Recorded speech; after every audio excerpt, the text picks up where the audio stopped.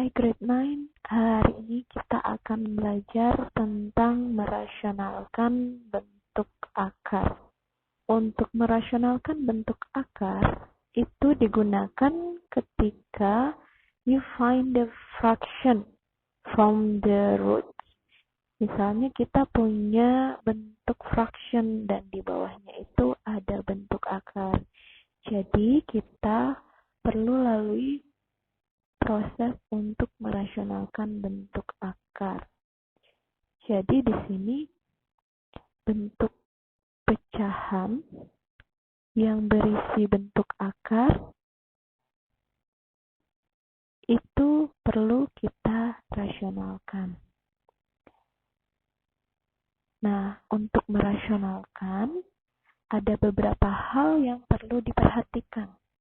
Nah, yang pertama, perhatikan pangkat akar, dan yang kedua, kalikan penyebut or that is called denominator. Denominator itu penyebut dengan bilangan yang sama sampai mempunyai akar yang sama dan dengan pangkat akarnya. Yang ketiga, supaya tidak merubah nilai, maka pembilang juga dikalikan dengan nilai yang sama seperti penyebut. Nah, pembilang di sini disebut numerator, kemudian penyebutnya denominator. Jadi, numerator nanti akan dimultiply dengan nilai yang sama seperti denominatornya. Nah, beberapa rules atau rumus yang bisa kalian gunakan dalam merasionalkan bentuk akar. Nah, ini ada rumus yang pertama. If you have A over root B, kalian bisa multiply dengan bentuk rootnya itu. Jadi di sini ketika kalian punya root akar B, kemudian kalian multiply with akar B over akar B. Nah, di sini denominator dan numerator dikalikan dengan nilai yang sama. Jadi nilainya tidak akan berubah. Oke. Nomor 2. Ketika kalian mempunyai B, it's like a number. Jadi B di sini number biasa, kemudian dijumlah dengan akar C. Nah, kalian bisa multiply dengan B negatif akar C.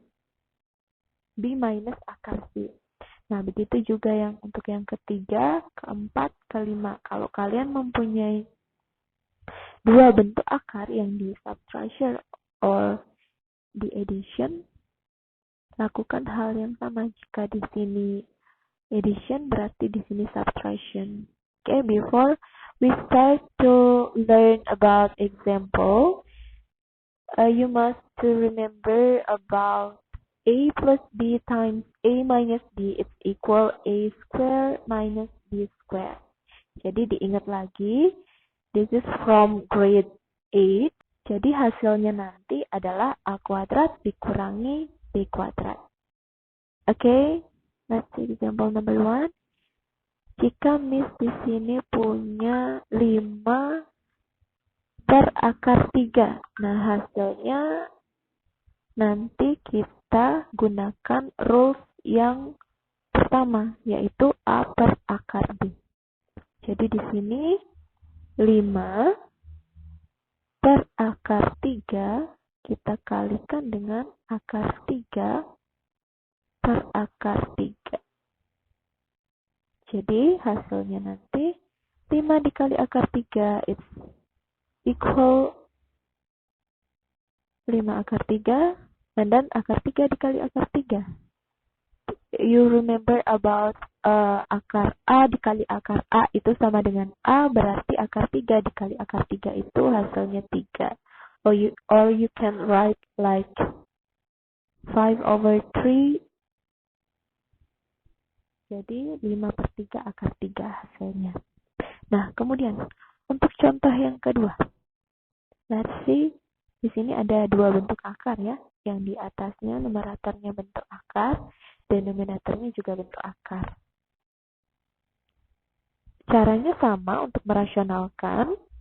If you have di sini akar 7, berarti di sini kalian kalikan dengan akar 7.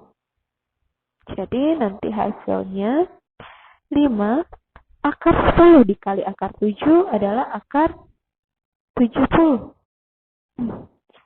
Dibagi dengan 7. Okay, let's see example number 3.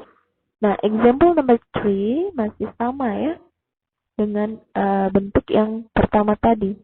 A per akar B. Tapi di sini ada numbernya. 7 per 2 akar 5. Kita kalikan dengan 2 akar 5 per 2 akar 5. Just remember, 7 kita kalikan dengan 2. Hasilnya 14. Number dengan number, root dengan root gitu. Kalau yang tadi akar dengan akar kita kalikan. Kalau yang sekarang itu number dengan number. Jadi hasilnya 14 akar 5. It is 2 square and 2 akar 5 dikuadratkan. Atau 2 akar 5 kali 2 akar 5. How to find it? 14 akar 5 kita bagi dengan 2-nya kita pangkatkan, hasilnya 4, kemudian akar 5-nya juga kita pangkatkan. Times with 5. So this is equal 40 root 5 and then over 20. Ini bisa kita sederhanakan. Hasilnya 7 per 10 akar 5. Oke, ini untuk nomor 3. Let's see example number 4. Ini kita punya 6 per 4 dikurangi akar 5. Nah, how to find it? Kita kalikan dengan lawannya. 4 dikurangi akar 5. Kalau di sini dikurang berarti yang dikalinya kita jumlah. 4 ditambah akar 5. Denominatornya juga kita kalikan dengan angka yang sama. Okay. And now 6 times with 4 plus root 5 over 4 minus root 5 and then 4 plus root 5. Okay, di sini kalian bisa gunakan yang tadi A plus B, atau dibalik juga boleh, A minus B, it's equal A square minus B square. Ini untuk denominatornya. Nah, kemudian untuk numeratornya kita kali expand biasa ya. Okay, so it will be 6 times 4, 24, and then 6 times root 5 plus 6 root 5, and then 4 square. This is 4 square minus root 5 square. Jadi hasilnya 16, kita kurangkan dengan 5. 24 tidak boleh kita jumlahkan dengan 6 ya.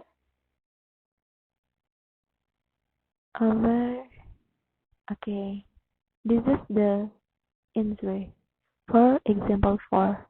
And next, example 5.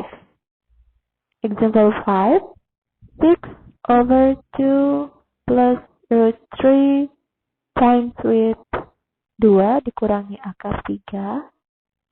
2 dikurangi akar 3. Nah, kita masih gunakan yang tadi.